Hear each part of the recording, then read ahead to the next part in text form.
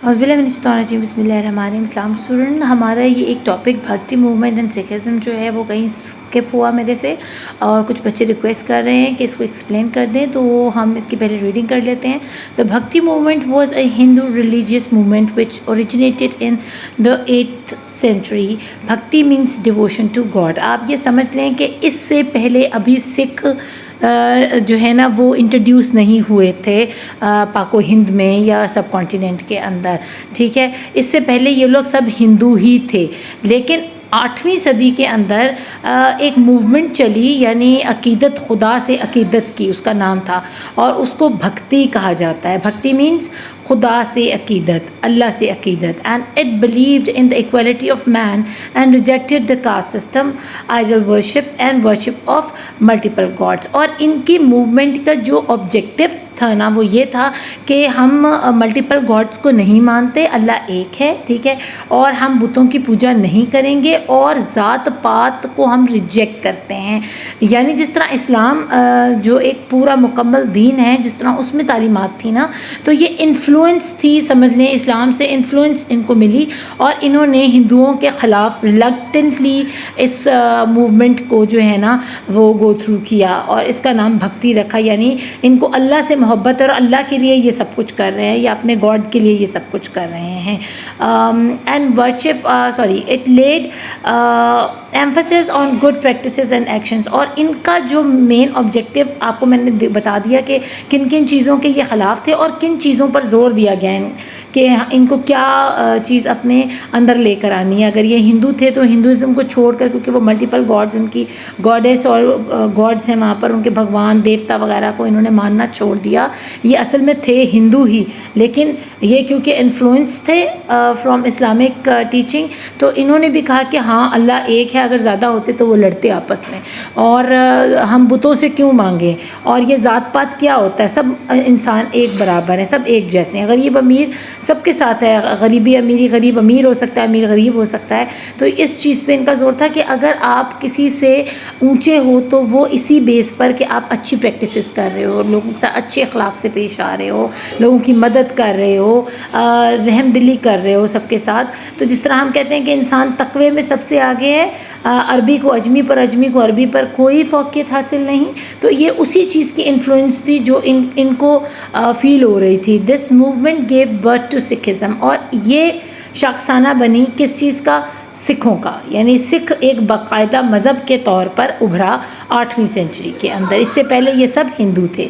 The word Sikh literally means, अगर हम literature के तौर पर, अदब के तौर पर, अदब ज़ुबान के तौर पर बात करें तो सिख का मतलब है लर्नर। इसको सिख नहीं बोलेंगे, इसको सीख बोलेंगे। असल में हम ये सीख को सिख करना शुरू हो गए हैं। सीख से मुराद है कि किसी चीज़ के बारे में जानना, रिसर्च करना, और उसको समझना और पढ़ना, ठीक है। तो इन्होंने देखे ना, इन्फ्लुएंस थे ये इस्लाम से, तो इन्होंने रिलीजन के बारे में पढ़ा, सोचा, ये देखा कि इतने खुदा नहीं है, एक खुदा है, और हमें बुतों की पूजा नहीं करनी चाहिए, बुत तो हिल भी नहीं सकता, इससे हमारी क्या मदद करनी है।